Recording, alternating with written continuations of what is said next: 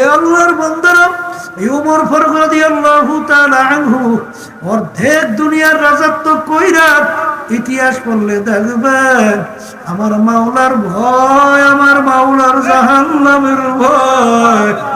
কানতে কানতে গালের ভিতরে দুইটা কালো দাগ পড়ে গেছিল।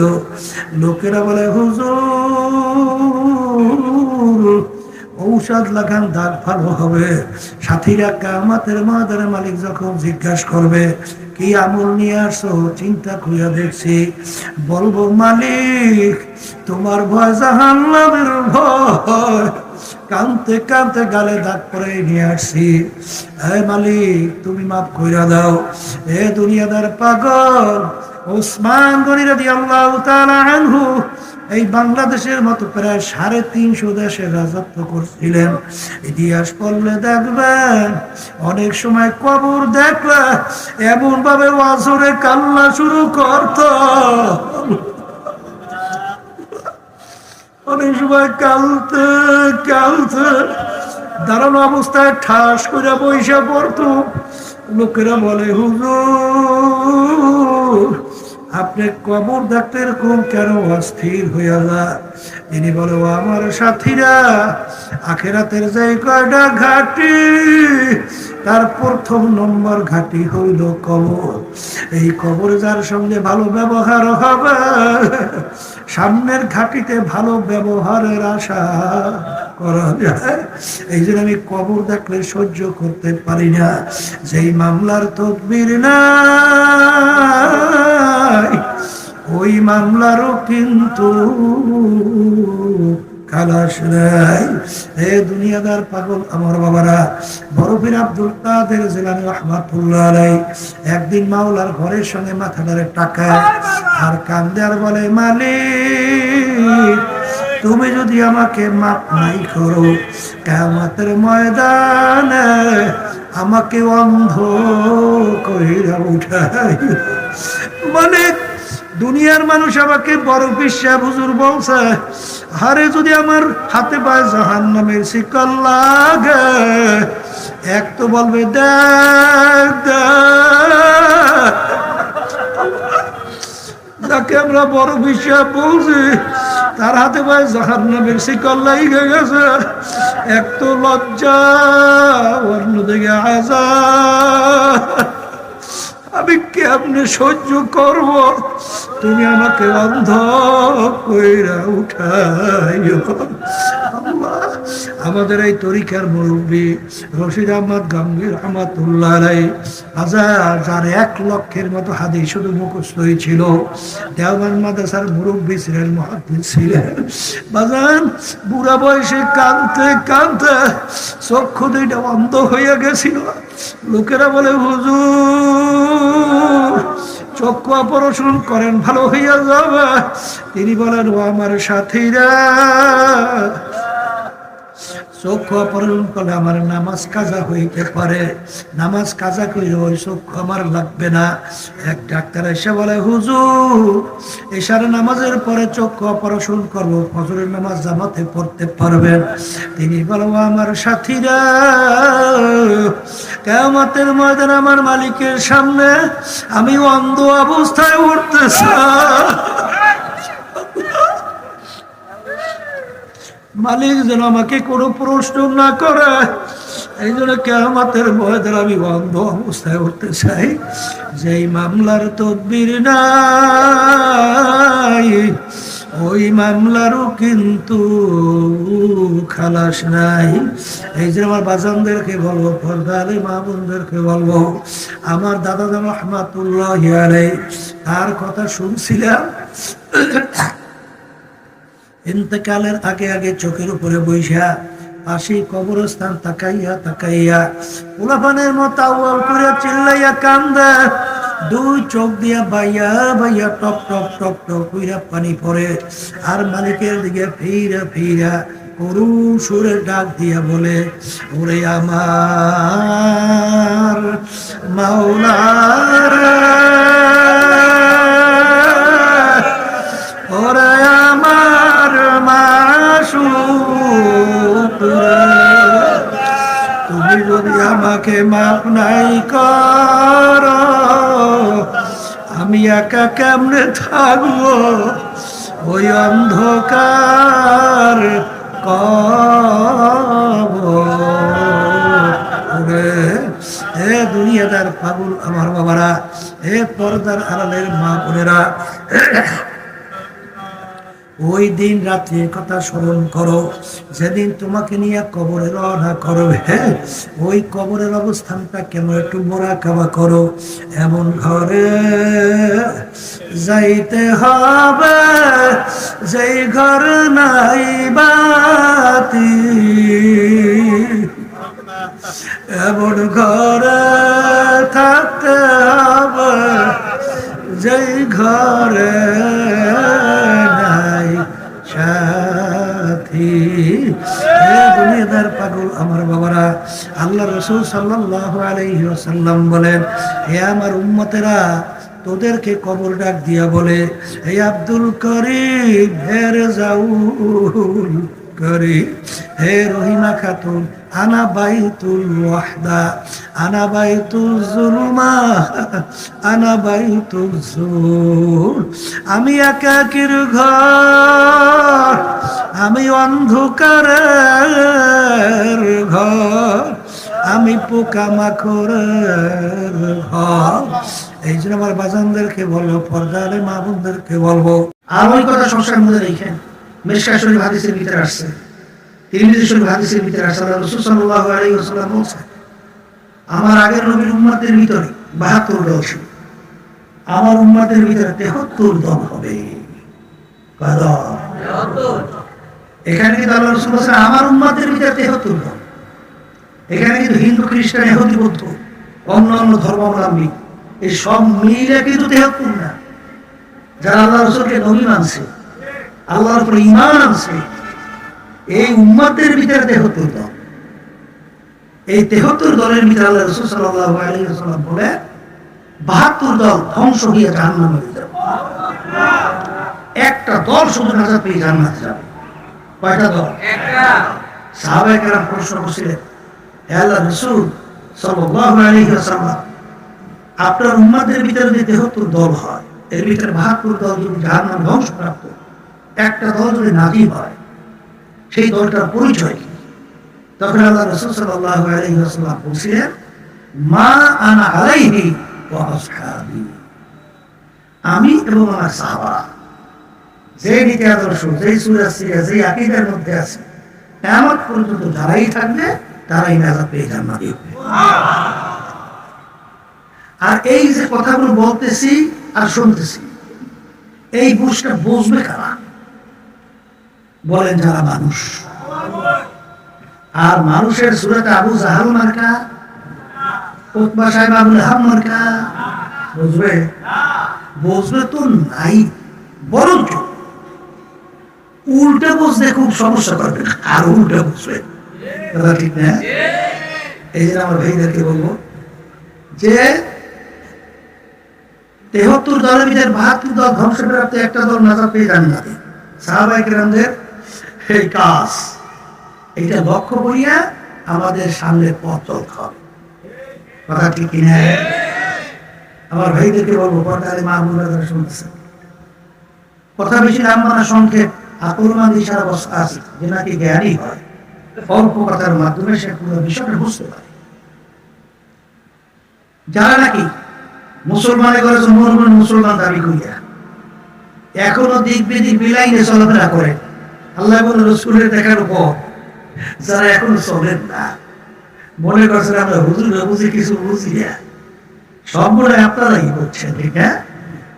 এক শ্রেণী আমার বাজার নাসির টেবিল পাস করছে, মাস্টার ডিগ্রি পাস করছে, বিসিএস ক্যাডার হয়েছে, ডক্টরেট ডিগ্রি দুনিয়া দিকে অর্জন করছে, এখন সে আছে, এখন সে ধরাকে সরান জ্ঞান মনে করে না, সে মনে করে আমি সর্বে সর্বা।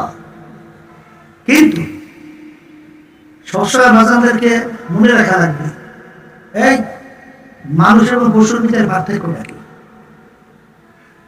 আমাদের খাওয়া বাসা দরকার আছে না? পশুর লাগে খাওয়া বাসা লাগে। আচ্ছা, আমাদের বিবি বাচ্চা আছে, পশু। আমাদের আরামাইশা দরকার আছে, পশুর আছে। এই আমাদের রোগ ব্যাধি হয়, পশুর হয় না? আমাদের আরামের দরকার আছে, ওদের দরকার হয় না? তাহলে যা যা আমাদের দরকার হুবহু পশুদের তাই দরকার। কিন্তু মানুষ যে আশরাফুল মাখলুকাত আল্লাহ ঘোষণা করছেন, একদিনও চিন্তা করছেন কারণ কি? কি কারণে?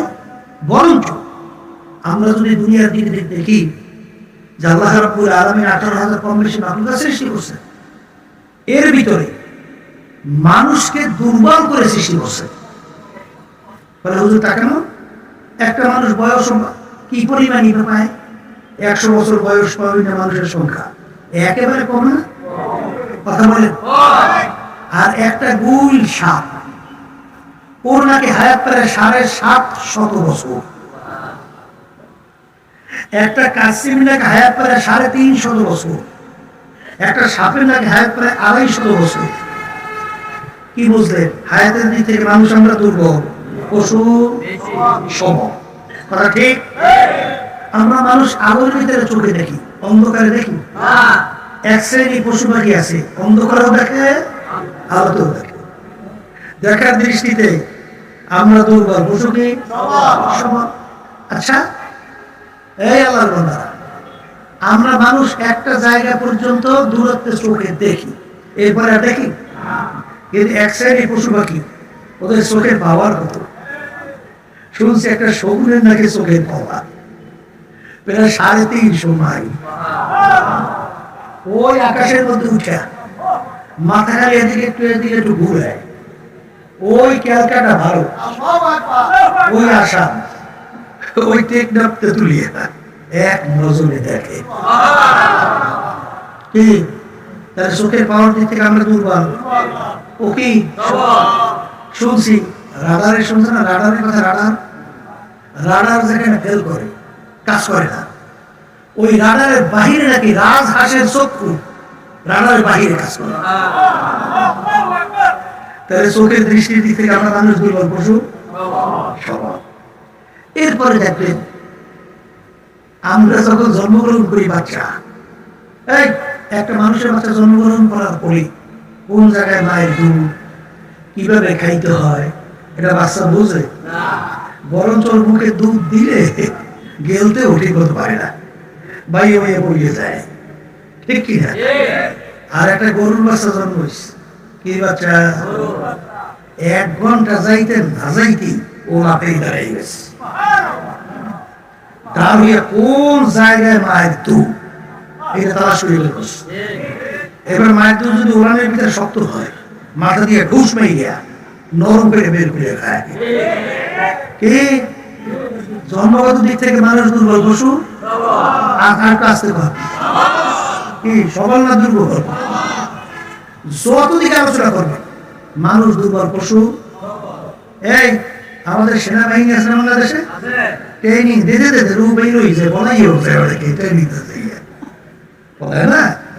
আমাদের এলাকা অনেক বলাই গেছে, বলে ওই কষ্ট সহ্য করা যায় না।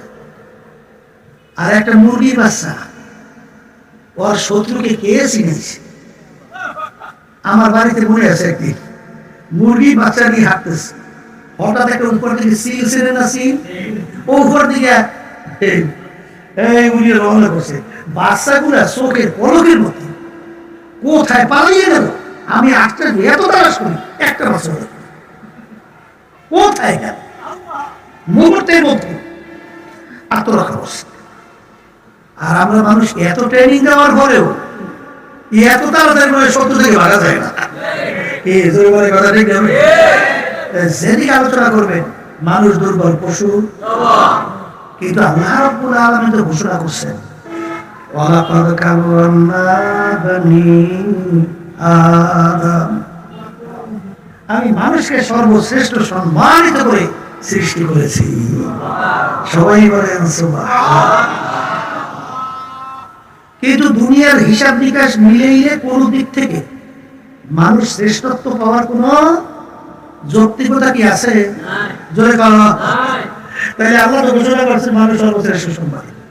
চিন্তা করছেন একদিন যে আল্লাহর শ্রেষ্ঠত্ব আমাদেরকে দান করলে কেন বড় বংশে জন্মগ্রহণ করলে শ্রেষ্ঠত্ব আসতে পারে? পীর হইলে, মুফতি, মুহাদ্দিস, ইমাম, শাইখুল হাদিস, এই বেশি টাকা পয়সার মালিক, হ্যাঁ তাহলে ক্ষমতার মালিক। শেষটা তো কোন দিক থেকে চিন্তা তো অনেকেই করেন নাই, বুঝছেন? এই আল্লাহর বান্দা, আল্লাহ রাব্বুল আলামিন প্রত্যেকটা মানুষের মধ্যে, আল্লাহ রাসূল সাল্লাল্লাহু আলাইহি ওয়াসাল্লাম বলেন, আলা ওয়া ইন্না ফিল জাসাদি মুদগা ইযা সালাহা সালাহাল জাসাদু কুল্লুহু ওয়া ইযা ফাসাদাত ফাসাদাল জাসাদু কুল্লুহু আলা ওয়া হিয়াল কলব। আল্লাহ রাসূল সাল্লাল্লাহু আলাইহি ওয়াসাল্লাম বলেন, প্রত্যেকটা মানুষের ভিতরে আল্লাহ রাব্বুল আলামিন একটা গোশতের টুকরা দান করছে। কি টুকরা? আবার বলেন। আল্লাহ রাসূল সাল্লাল্লাহু আলাইহি ওয়াসাল্লাম বলেন, ওই গোশতের টুকরা যা ভালো হয়ে যায়, এক পর্যায়ে ওই মানুষটা ফেরেশতার চেয়েও সম্মানিত হয়ে যায়। ওই গোশতের টুকরার নাম হলো কলব। গোশতের টুকরার নাম কি? বলেন বলেন। তাহলে এক কথায় মুখস্থ করে ঘরে বাইরে যাওয়া লাগবে। বলেন, যার কলব ভালো সে ভালো মানুষ, আর বলেন যার কলব খারাপ সে খারাপ মানুষ। কথা ঠিক? আর আমার বাজানদেরকে বলবো, পর্দারে মামুন যারা শুনতেছে, ওই কলব ভালো কইলেই দুনিয়া থেকে বিদায় নিয়ে কবরে যাওয়া লাগবে। কারণ আল্লাহ রাব্বুল আলামিন বেহেশতে যাওয়ার ব্যাপারে শর্ত লাগাইছে। কি লাগাইছে? কি শর্ত? ইল্লা মান আতাল্লাহা বিকলবিন সালিম। পরিষ্কার সুস্থ পরিচ্ছন্ন কলব ছাড়া আল্লাহ রাব্বুল আলামিন বলে আমার পবিত্র জায়গা বেহেশতের মধ্যে হবে না। কে বলছেন? আল্লাহ। আবার জোরে বলেন আল্লাহ। আমার ভাইদেরকে বলবো, শুনেন, আল্লাহ রাব্বুল আলামিন এক সূরার ভিতরে প্রায় 9টা কসম করার পরে বলেন, قد أفلح من زكاها وقد خاب من دساها। যারা ওই কলবকে পরিষ্কার করতে পারবে তারাই নাজাত পেয়ে জান্নাতি হবে, আর যারা কলবকে পরিষ্কার করতে পারবে না ধ্বংস হয়ে জাহান্নামে হবে। কথা ঠিক কি না? আল্লাহ রাসূল সাল্লাল্লাহু আলাইহি ওয়াসাল্লামকে আল্লাহ দুনিয়াতে পাঠিয়েছেন, কোনো কারণ আছে না নাই? আছে। বলেন, মুখ খুলে বলেন। আছে। না, আল্লাহ রাসূল সাল্লাল্লাহু আলাইহি ওয়াসাল্লাম হুদা দিয়েছে, কোনো কারণ আছে না নাই? আল্লাহ রাসূল সাল্লাল্লাহু আলাইহি ওয়াসাল্লাম কেন দুনিয়াতে আসছেন?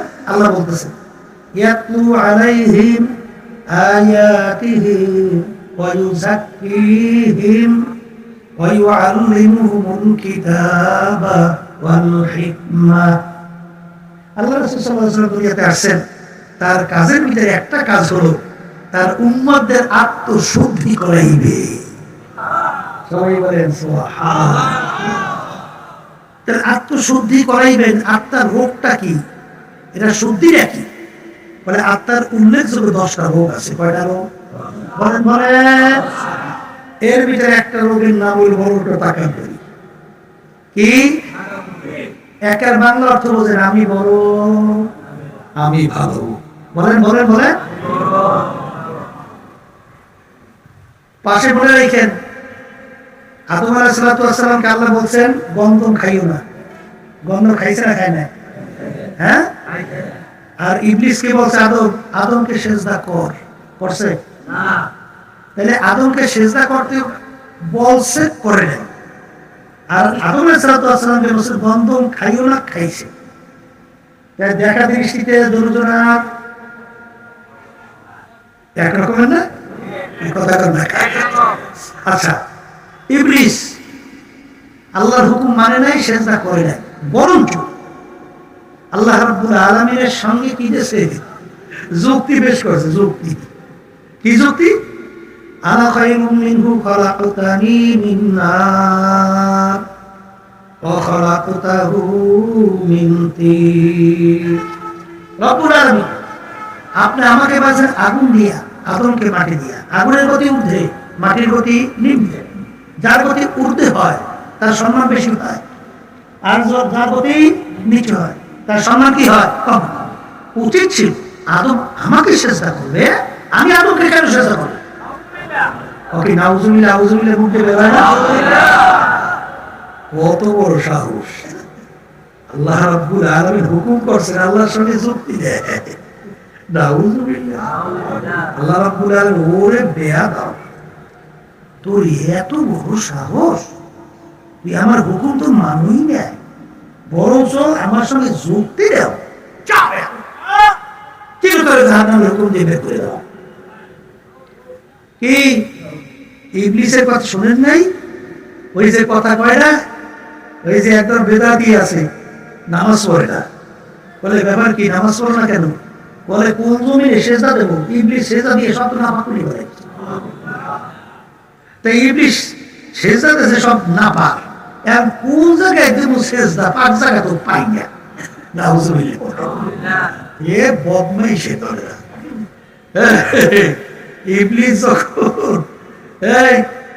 ইবলিস যখন ইবাদত করছে, আল্লাহ তাসবিহ আদায় করছে, তখন কেউ ইবলিস ছিল? ও মানুষ ছিল তখন? তখন তো আল্লাহর আবেদ হিসেবেই ছিল, ঠিক না? তখন তো পাকিয়া ছিল, তখন তার নাপা হয়নি। কি কথা কথা ওরে বদমাইশে করে। আসল কথা হলে শয়তানে ধরছে কায়দা মতো, ঠিক না ভাই?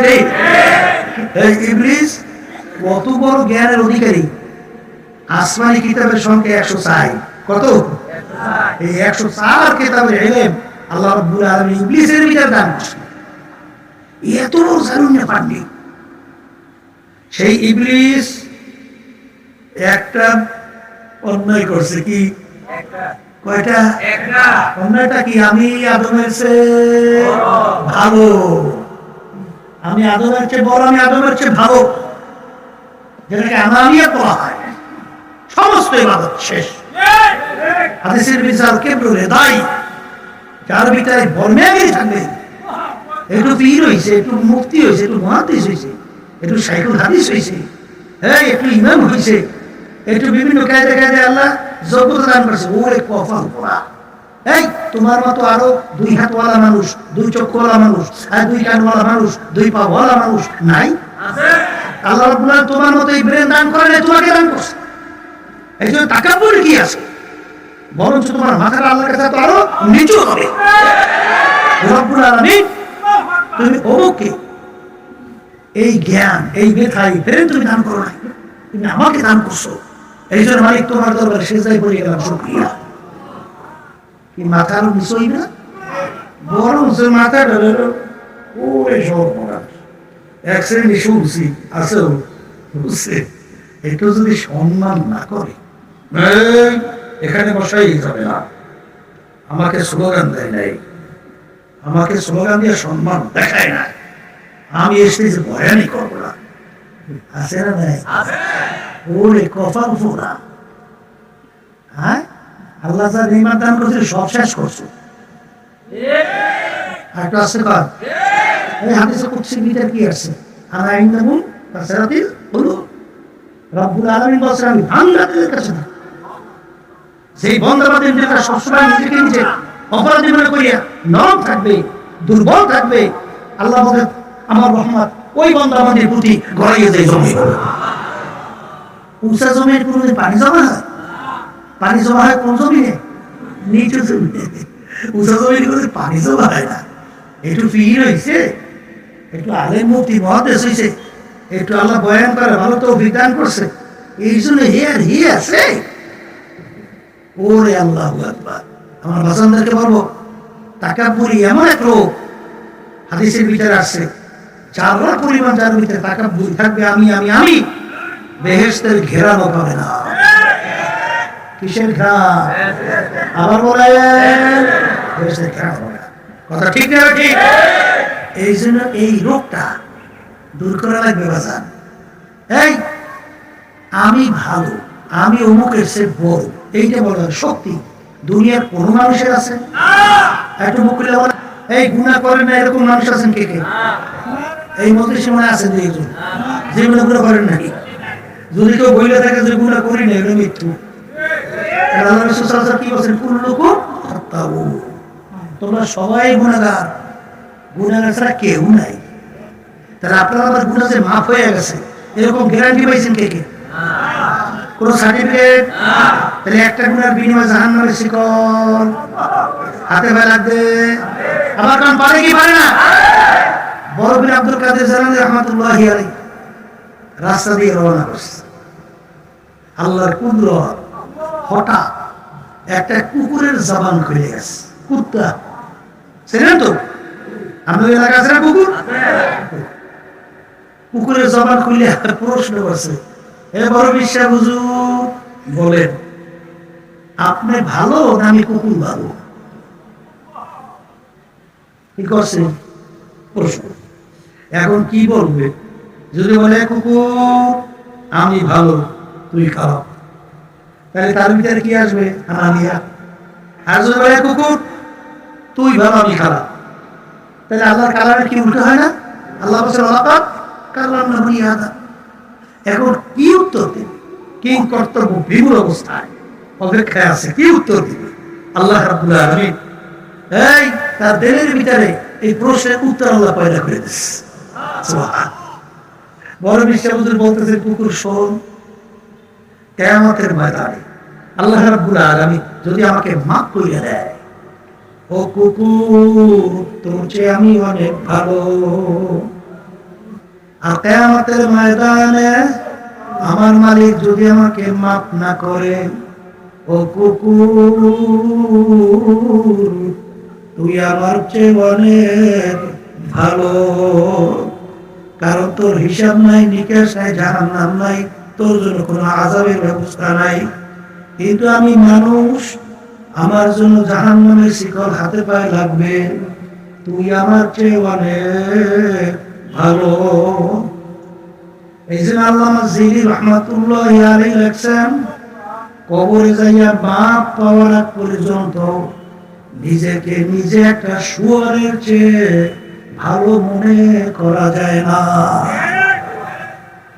কারণ আপনার আমার তো জানা নাই যে আল্লাহ রাব্বুল আলামিন আপনার আমার ব্যাপারে কি সিদ্ধান্ত রাখছে।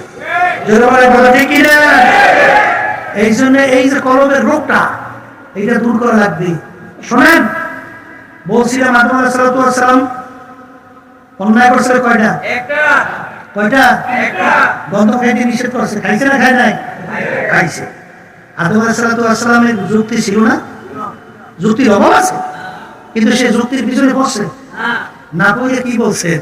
রব্বানা যালামনা আনফুসানা ওয়া ইল্লাম তাগফির লানা ওয়া তারহামনা লানাকুনান্না মিনাল খাসিরিন। রব্বুল আলামিন, আমি আমার নফসের উপরে জুলুম করেছি, তোমার হুকুমের বিরুদ্ধাচরণ করছি। মালিক তুমি যদি আমাকে মাফ না করো আমার কোনো উপায় না। নিজেকে নিজে অপরাধ স্বীকার করি আল্লাহর কাছে সারেন্ডার হওয়ার সঙ্গে সঙ্গে আল্লাহ রাব্বুল আলামিনকে মাফ করছে না করে না? আজকে শুধু করছে তাই না, নবী হিসাবে ঘোষণা করে দিছে। এই যে আমার বাজানদেরকে বলবো, আমি এই রোগটা দূর করা লাগবে, আসতে করে লাগবে না? লাগবে না? আর একটা রোগের নাম বলে হিংসা। হিংসা কাকে বলে? পর উন্নতি দেখে সহ্য করতে না পারা। এটা নাম কি? বর্তমানে কি দেখছেন আমার বাজার আছে সর্বনাই বলে দেখতেই পারে না। সর্বনাই করছে কি তোমার? হ্যাঁ, চরমনাই যে মানুষগুলো কি নামাজি মানুষগুলো বেনামাজি হয়? আসতে কর বেনামাজি হয়? যে মানুষগুলো চরিত্র আগে ভালো ছিল, চরমনাই যাওয়ার পর কি খারাপ হয়ে যায়? যে মানুষগুলো আগে সৎ চরিত্র ছিল, চরমনাই যাওয়ার পর কি খারাপ চরিত্র হয়? বরঞ্চ আল্লাহর রহমতে যেটা আমরা দেখতেছি, সেই মানুষটা জীবনে নামাজ পড়ে নাই, চরমনাই যাওয়ার পর আল্লাহ এখন নামাজি হয়েছে। উত্তরবঙ্গে গেছিলাম, বছর দুই হইবে, মনে হয় বছর দুই হইবে। চরমনাই মুজাহিদরা আল্লাহর বন্দারে খুব এলাকার প্রভাবশালী লোক আছে, দাওয়াত দিয়েছে, ভাই চলেন চরমনাই একটু আমরা বেড়াই আসি। তো ওই লোক সময় করতে পারে না, চরমনাই যায় না।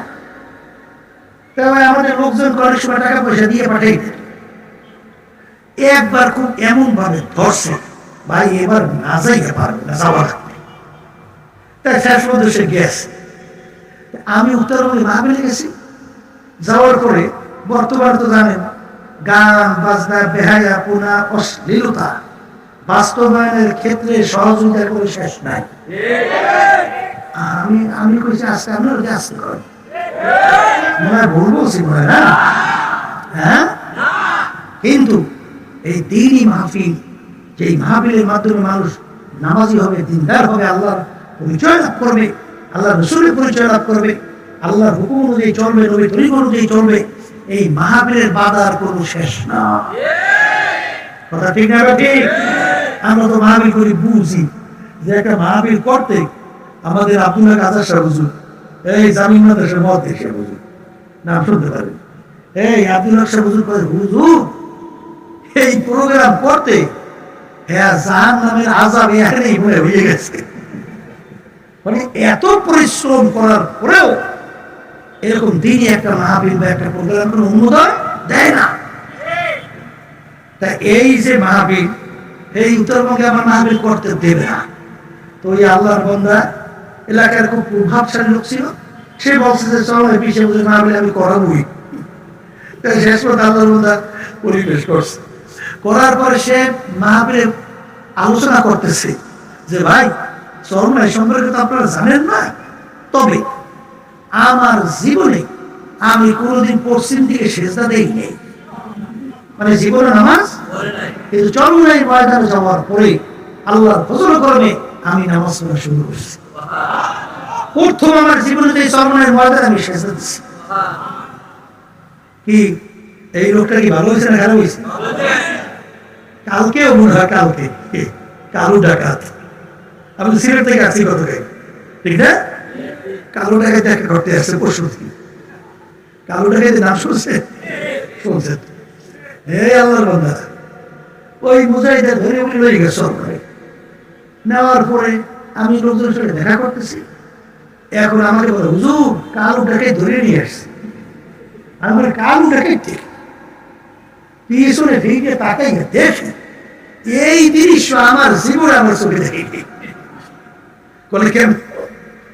এই মোটা মোষ এই ঘুরে কানের ভিতর দিয়ে এরকম দিয়ে রাখছে, জোরে আসে না, মোষে তো ঘটনা রাখি এই মোটা মোষ এরকম ঘুরে কানের ভিতরে। এই এরপরে পোশাক পরছে, বুঝছেন, পরনেও কালা কাপড়, গায়েও কালা কাপড়, আচ্ছা লোকটাও কালা, চুল প্রায় কান্দা পর্যন্ত তাও কালো, আচ্ছা চোখ দুটি এরকম বড় বড়, দেখি লাল।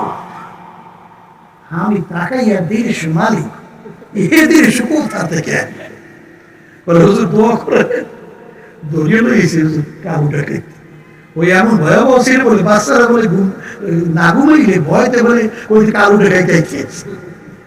এই তা আল্লাহর করে সর্বনে নিয়ে গেছে, এই পরশু দিন আমার সাথে দেখা করতে এসেছে। মনে হয় আমি তাকাই মনে একজন বিরাট আলে ভাইয়ের সামনে দাঁড়াইছে। এখন সুন্নতি দেন দেখছেন না, এই সুন্নতি জামা, এই সুন্নতি তুমি পাতায় বাড়িও বান্ধে, নামাজ আল্লাহর আমাদের ছাড়ে না, তাহলে সময় যাবার খারাপ হয়েছে ভালো হয়েছে। তাহলে এক শ্রেণীর যারা আসো চর্মনাই শুনলে গাড়ির ভিতরে গিট গিট করে, ব্যাপার কি? হ্যাঁ, তুমি দিনকে ভালোবাসো? তুমি ইসলামকে ভালোবাসো? হ্যাঁ, তুমি যদি দিনকে ইসলামকে ভালোবাসো তাহলে যেখানে যাওয়ার পরে মানুষ দিনদার হয় সেটার বিরোধিতা হিংসা করবে না, সে সহযোগিতা করবে। হ্যাঁ, তাহলে তুমি এটা বিরোধিতা করবে না, বুঝতে হবে হিংসার আগুনে জ্বলে, হিংসার আগুনে জ্বলে কোন লাভ আছে? আস্তে আস্তে লাভ আছে। হ্যাঁ, বরঞ্চ হিংসা আগুনে ওর সোস পড়বে। কিন্তু আল্লাহ যাকে কবুল করবে, আল্লাহ যেটাকে কবুল করবে সেইটা কেউ দাবাইয়ে রাখতে পারে? ওই শুনছি আপনাদের মুখে শুনছিলেন দাদা রহমতুল্লাহি আলাইহি, আমাদের সরমনে যারা গেছেন দেখছেন চতুর্পাশে নদী না, মাঝখানে একটা দ্বীপের তার দাদা রহমতুল্লাহি মুজারিকারী ইব্রাহিম রহমতুল্লাহি আলাইহি তার খেলাফত পাইল, এই দিনের কাজ শুরু করছে। এখন এক শ্রেণীর শত্রুরা হিংসায় সহ্য করতে পারে না, এখন খুব জ্বালান চালায়। ওই ইতিহাস বড় দরকার নাই, সংক্ষেপ বলছে। জ্বালানের পরে আমার নানা যারা ছিল বড় মেয়া, তাকে যে বলে বেয়াইসা এখন টেকাই তো মুসিবত, লোকের জ্বালান করতে পারে। বলে বেঁচে অস্থির না, ও হিংসা টেকতে পারে না। বলে তা কি? বলে আপনি আগে বসা ছিলেন, ওরা আপনার কান্দার ভিতরে ঠাইসে রাখছে যে আপনি উপরে না উঠতে পারেন। কারণ আল্লাহ রাব্বুল আলামিন তো আপনাকে আর উপরে উঠেছে, এখন কান্দার ধরে পায় না, কোমর বসে, কোমর এখন না উঠতে পারে পরে। তা আল্লাহ তো আপনাকে আরেকটু উঠেছে, এখন কোমর পায় না, পাইছে পাও, ধরছে পাও। এখন আল্লাহ রাব্বুল আলামিন আরেকটু উঠেছে, এখন পাও পায় না, এখন এখানে ওদিকে দেখে দেখে লাফায় আর এখানে আফসোস করে কেমনে পা পড়বে। কিন্তু পারবে না, যেই বাতি আল্লাহ জ্বালাবে সেই বাতি কেউ নিভাতে পারবে? এই বাংলাদেশের ইসলামের ঘরে আগুন লাগছে আজকে। বাংলাদেশ ক্লাস 1 থেকে শুরু করে এমএ ক্লাস পর্যন্ত কোথায় ইসলামী শিক্ষা নাই, কোথায় আল্লাহর পরিচয় নাই, কোথায় মুসলমান 5 ওয়াক্ত নামাজ শিক্ষার ব্যবস্থা নাই। সেই দেশের ভিতর শিক্ষা দেওয়া হয় কিভাবে মুসলমান সন্তান নাকি বানরের জাত, বানর থেকে সৃষ্টি।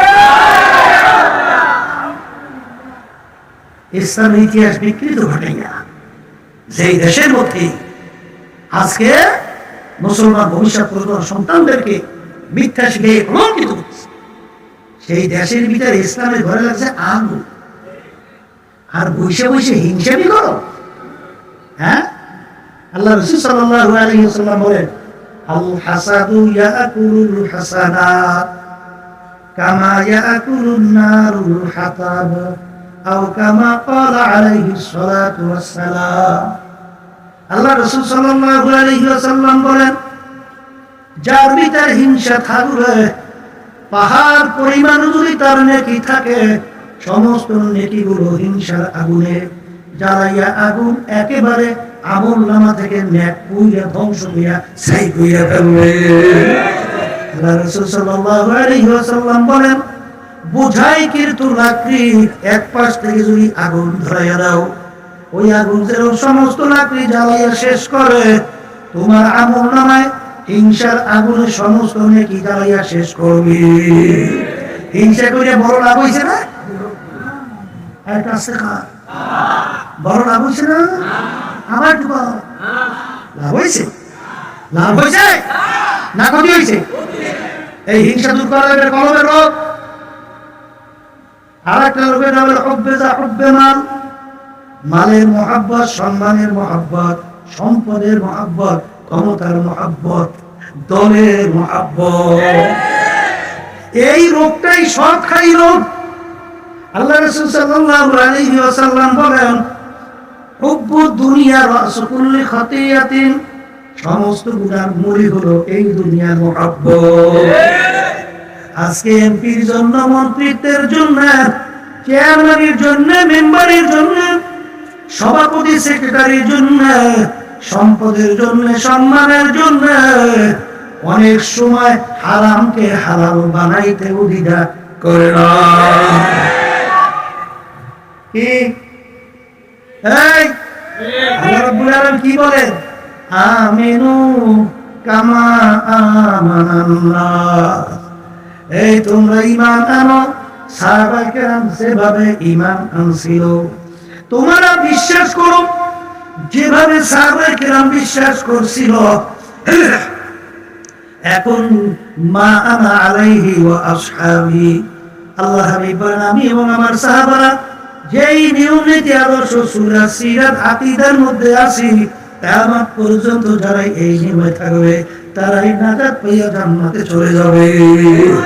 সাহাবায়ে কেরামের ঈমানের অবস্থা কেমন ছিল? আল্লাহর বান্দা মিলাও। ওমর ফারুক রাদিয়াল্লাহু তাআলা আনহু দেশ পরিচালনা করেন, বাংলাদেশের মতো প্রায় 200 দেশের রাজা। কত দেশ? 200। আর একটু বর্তমানে মেম্বার হইলে ওরে সর্বনাশ, সে আছে এখন সে মেম্বারের ভাব কি, চেয়ারম্যানের তো কোনো কথাই নেই, এমপি হলে তো ধারে কাছেই নেই।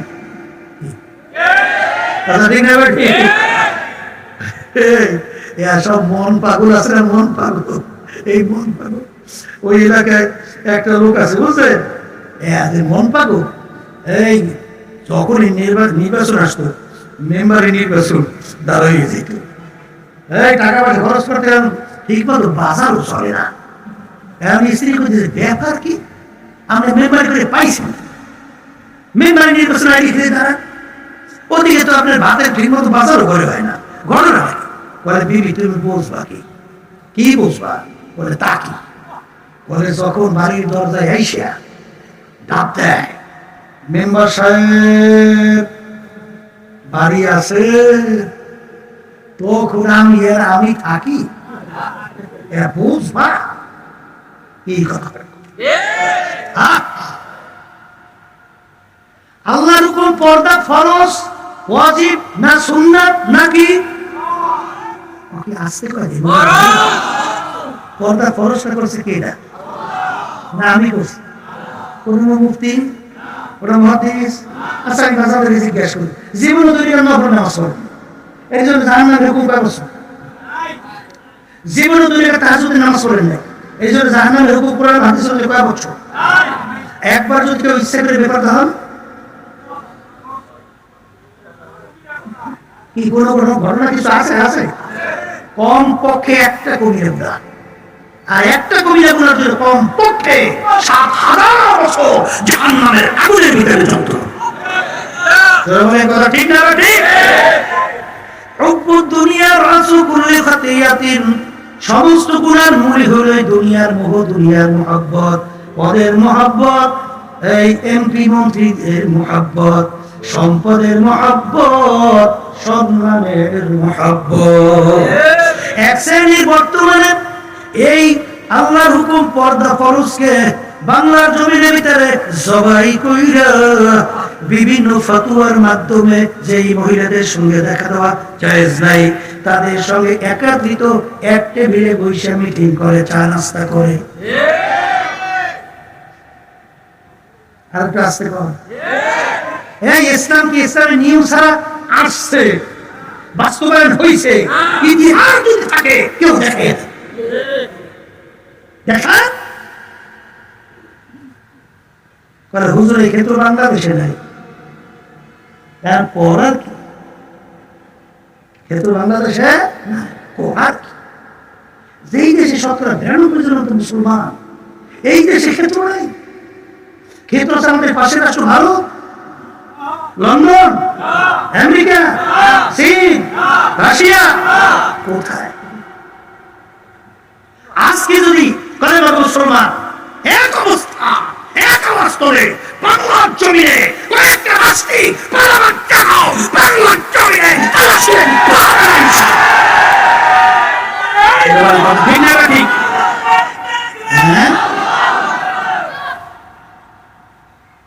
দুনিয়ার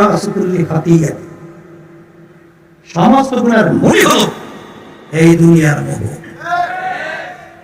নির্বাচন গেছে না কয়েকদিন আগে, দেখছি তামসা দেখি, বুঝলেন? সিট লইলে নির্বাচন বলে নিশ্চয় হতে দেয়, কয়টা সিট লাগবে হুজুর? টাকা লাগবে ৯০০ কোটি। কথা বুঝে? হ্যাঁ, এই পথে না থাকলে তো বুঝবেন না, যারা আছে তারা বুঝে। হেফাজতের মালিক আল্লাহ, আল্লাহ হেফাজত না করলে কোনদিন বাঁচা সম্ভব না। দোয়া চাই, দোয়া করি আল্লাহ আমাদের সবাইকে যেন ইমানের মজবুত রাখে। হাদিসের ভিতরে আসছে, আল্লাহ রাসূল সাল্লাল্লাহু আলাইহি ওয়াসাল্লাম বলেছেন, শেষ যুগের ভিতরে ইমানদারদের ইমানের উপরে মজবুত থাকা এত কষ্ট হবে। জ্বলন্ত একটা আগুনের আংটা আছে না, আপনারা কি কোন আংটা কোনা করা বুঝছেন তো? জ্বলন্ত একটা আগুনের আংটা হাতের মুঠার ভিতরে রাখতে যত কষ্ট হয়, তার চেয়েও বেশি কষ্ট হবে ইমানদারদের ইমানের উপরে মজবুত থাকা। যত সহজ মনে করেন কত সহজ তা, ব্যাপারটা কিন্তু বড় কঠিন। কি কথা ঠিক যাবে? ঠিক। এই জন্য আমার ভাইদেরকে বড় পর্দায় মা বোনরা যারা শুনতেছেন, এই রোগটার কারণেই আজকে এক সিনেমার বাজার আছে, দল করে এই দলের নেতা নেত্রীরা ইসলামের বিরুদ্ধে, না মানবতার বিরুদ্ধে, না হত্যা যজ্ঞের পক্ষে, এই সুদ খায় না, ঘুষ খায় না, মিথ্যাচার করে না, ইসলামের বিরুদ্ধে আইন পাস করে, কোনো খবর নাই, দল করে তো করে। হাদিসের ভিতরে আছে 7 প্রকার লোককে যেদিন আল্লাহ রাব্বুল আলামিন তার স্পেশাল আরশের ছায়া ছাড়া অন্য কোনো ছায়া থাকবে না, সেদিন 7 প্রকার লোককে ডাইকা মালিক তার স্পেশাল আরশে ছায়া দান করবে। কয় প্রকার? এর ভিতরে এক প্রকার ওই শ্রেণী আল্লাহর বান্দা বান্দি হুব্বু ফিল্লাহ বুগযু ফিল্লাহ, যারা মুহাব্বত রাখবে আল্লাহকে রাজি খুশির জন্য, মুহাব্বত ছাড়বেও আল্লাহকে রাজি খুশির জন্য। এই প্রকার লোককে আমার মালিক ডাইকে ডাইকে তার স্পেশাল আরশে ছায়া দান করবে। কথা কন না? যারা কি এই ইসলামের বিরুদ্ধে সিদ্ধান্ত, কোরআনের বিরুদ্ধে সিদ্ধান্ত, প্রচলিত কুফরি গণতন্ত্র, বিভিন্ন কায়দায় কায়দায় যে নীতি আদর্শ এবং জুলুম, হত্যা, মিথ্যা, বিভিন্ন টাকা পাচার কইরা কানাডা সহ বিভিন্ন জায়গায় এই বেগমপাড়া তৈরি করে, সেই দুর্নীতি বাঁচতে সাথে জড়াইয়ে তারা দল করে। এরা কি আল্লাহর মহব্বত, আল্লাহর সম্পর্কের জন্য, আল্লাহর মহব্বতের কারণে সম্পর্ক রাখছে না আল্লাহর দুনিয়ার মহব্বতের কারণে? আমাকে মুখ খুলে কন। তাহলে তুমি ভালো করে যাই না হাদিস কি সত্য না মিথ্যা? যদি সত্য হয় তাহলে তুমি যাই না দেখো কিয়ামতের ময়দানে কঠিন মুহূর্তে আল্লাহর আরশে ছায়া পাওয়া যাবে না। না ভুল বলছি? এ কবরের যাত্রী আল্লাহর বান্দার পর্দার মা বোনেরা, এই অন্তরের রূপগুলা দূর করার জন্য বাজান আপনাদের এই বিবাড়িয়ায় বড় বড় আল্লাহর কুতুবেরা ঘুমিয়ে আছে। আল্লাহু আকবার, আল্লাহু আকবার। তারা আমাদেরকে রাস্তা দেখাই আজকে ঘুমাই আজকে কবরের ভিতরে আছে। আল্লাহ তাদের দরজা বেহেশতে বন্ধ করে দেয়। আমাদের বড় হুজুর, আল্লাহু আকবার। কত বড় বড় আল্লাহর কুতুবেরা আপনাদের এই বিবাড়িয়ায় আছে বাজার। আল্লাহু আকবার। তাদের রূহানি ফয়েজ ও বরকত আল্লাহ আমাদেরকে নসিব করুন। আমিন। তারা আমাদেরকে পথ দেখায়, তাদের দায়িত্ব পালন কইরা সে কবরের ভিতরে ঘুমায় আছে, আর কোনদিন আসবে না। আরে উলামায়ে কেরাম হক্কানি দায়িত্ব পালন করার পরে ওয়া আলাইনা ইল্লাল বালাগ, আমাদের দায়িত্ব তোমাদের কাছে পৌঁছানো। মানো বা না মানো বুঝবা কার সঙ্গে। এই জোরে কথা ঠিক না ঠিক? আসাও ফাতাও ইদিন কাশাফাল গুবারো আফরাসুন তাহতা রাজলিকা আন হিমারো। হে দুনিয়াদার পাগল, হে বড়লোক আমার বাবারা, ধনী আমার বাবারা, হে ক্ষমতা সম্পূর্ণ আমার বাবারা, হে পীর মুফতি মুহাদ্দিস আমার বাবারা, হে চেয়ারম্যান মেম্বার এমপি মিনিস্টার আমার বাবারা, হে বড় শিক্ষিত আমার বাবারা। বাজার এক যুগের ভিতরে কোন লোক যদি ঘোড়ার পিঠে সওয়ার হইত, আরে তার সম্মানিত হিসেবে সমাজে পরিচয় লাভ করত। এক ব্যক্তি সম্মান পরিচয় লাভ করার জন্য অন্ধকার একটা গাধার পিঠে সওয়ার হইয়া যায় ঘোষণা করে, আমি অমুকের ছেলে অমুক ঘোড়ার পিঠে সওয়ার হইয়া যাই। এক ব্যক্তি সূক্ষ্মভাবে দেখে পারলো ঘোড়ার পিঠে না গাধার পিঠে সওয়ার, তখন সে ডাক দিয়ে বলে, আহমদ চুপ কর, চুপ কর, অন্ধকার পরিষ্কার হোক, সেই ভিতরে উঠুক, তখন তুই দেখতে পাবি তুই ঘোড়ার পিঠে না তুই গাধার পিঠে। আজকে চক্ষু খোলা দুনিয়ায় আমি পরিচয় দিই আমি পীর চরমোরাই, কেউ পরিচয় দেয় আমি অমুক বাজারে। এই পরিচয় কয়দিন চলবে? যে কয়দিন দুনিয়া চক্ষু খোলা থাকবে, যেদিন বাড়ির দরজা আজরাইল সিটি বাজাইয়া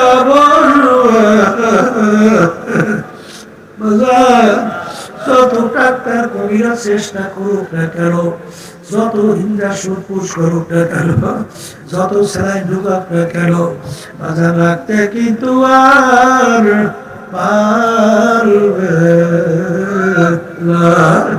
এ দুনিয়াদার পাগল আমার বাবারা, এ পর্দার আমার মা বোনেরা, কোন দুনিয়ার পিছনে পড়লাম, কোন দুনিয়ার পিছনে পড়ছে, মাঝে মাঝে একটু চক্ষু বন্ধ করে একটু মুরাকাবা করেন।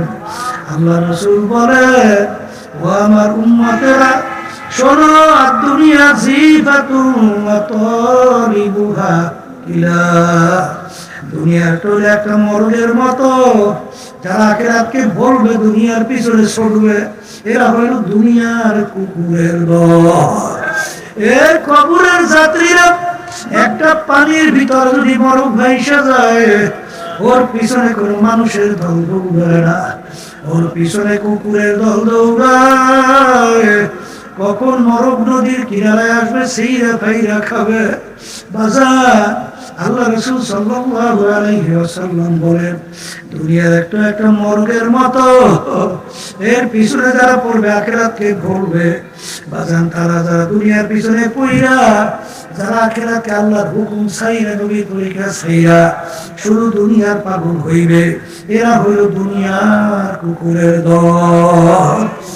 এ কবরের যাত্রীরা, দুনিয়া এবং দুনিয়ার ভিতরে যত সম্পদ, আল্লাহ রাসূল সাল্লাল্লাহু আলাইহি ওয়াসাল্লাম বলেন, কাবাউদাতেন একটা মাছি মশার পাখনার সমানের মতো। বাজান মাছি মশার পাখনা, এর কোন মূল্য আছে? হাজার হাজার পাখনা মাছির নিয়ে বাজারে যদি নাও, এক পয়সাও তাও বিক্রি হয় না। আল্লাহর হাবিব বলেন, দুনিয়া এবং দুনিয়ার ভিতরে যত সম্পদ, যত ক্ষমতা, যা কিছু বলো, আমার মালিকের কাছে একটা মাছির পাখনার পরিমাণ কোনো মূল্য নাই। আরে দুনিয়াদার পাগল, মাঝে মাঝে একটু চক্ষু বন্ধ করো, মুরাকাবা করো, তারপর কবরে রওনা করো।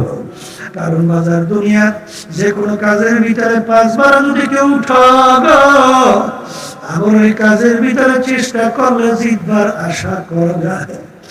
এ দুনিয়াদার পাগল, ম্যাজিস্ট্রেট কোর্টে যদি কেস কইরা ঠগো, আবার জজ কোর্টের ভিতরে আপিল কইরা জিতবার আশা করা যায়।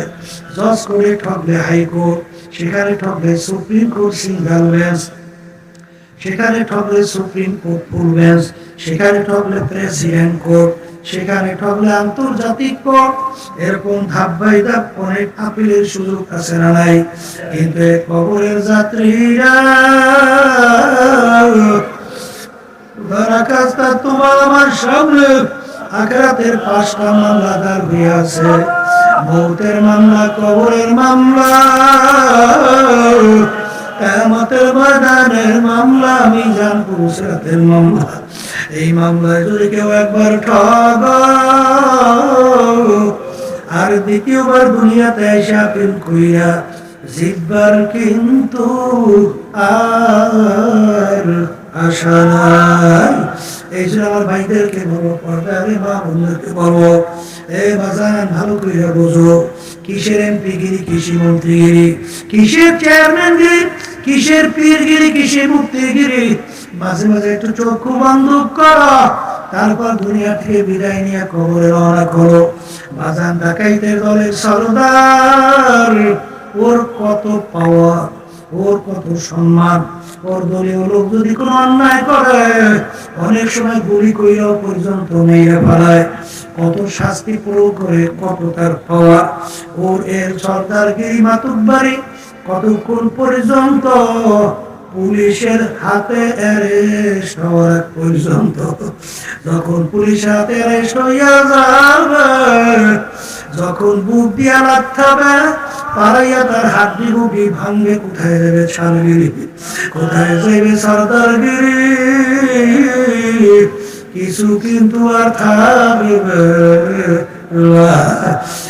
দুনিয়ার পাগল, এ কবরের যাত্রীরা, আজকে পরিচয় দিয়ে আমি পীর, আমি মুক্তি, আমি অমুক তমুক সমুক তমুক, টাকার মালিক, ক্ষমতার মালিক, সম্পদের মালিক।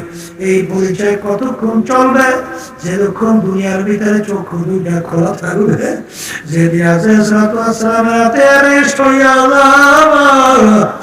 তখন কোথায় দেবে সারগিরি?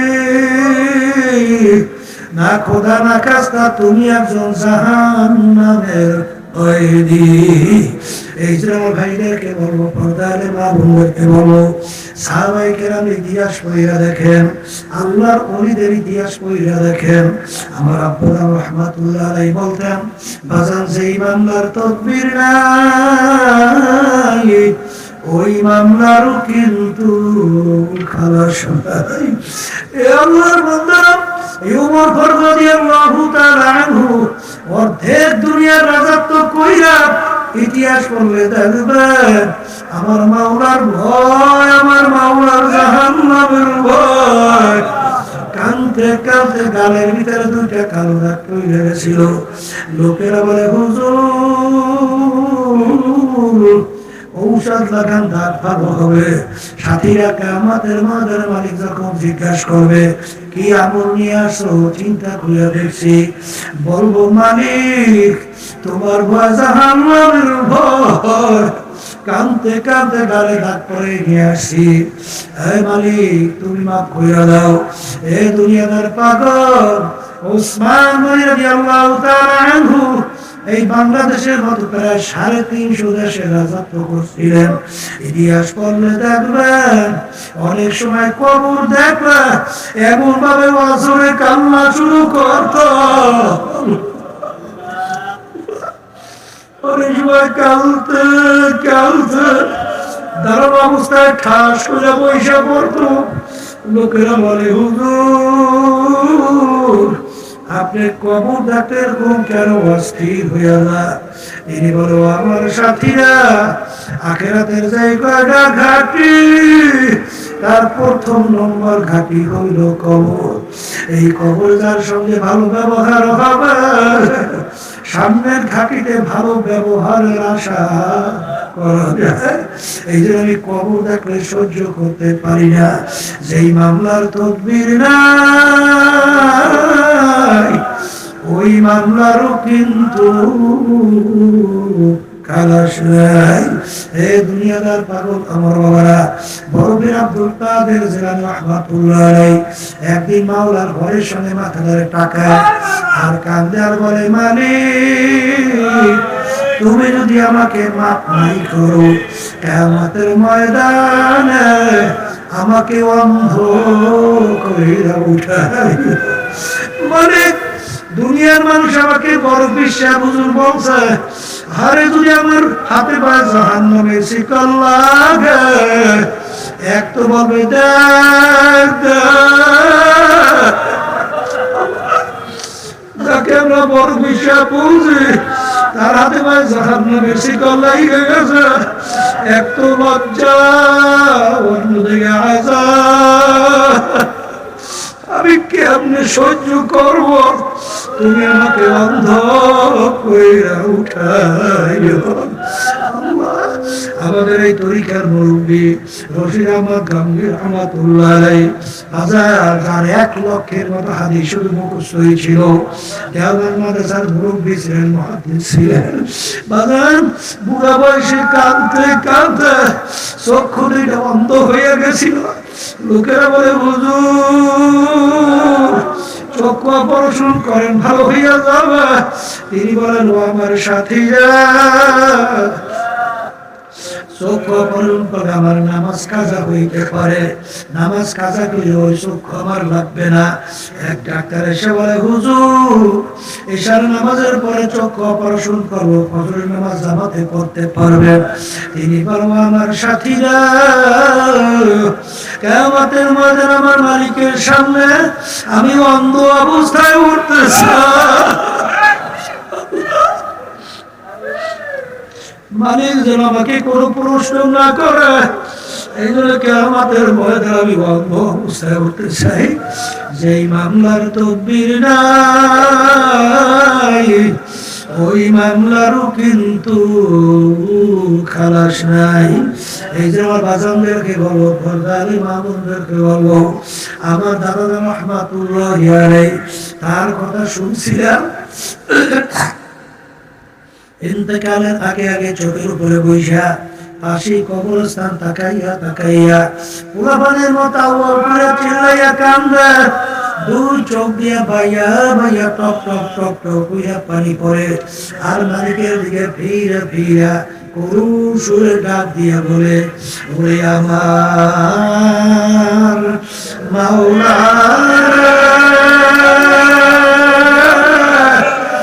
ওরে আমার মাসুদ,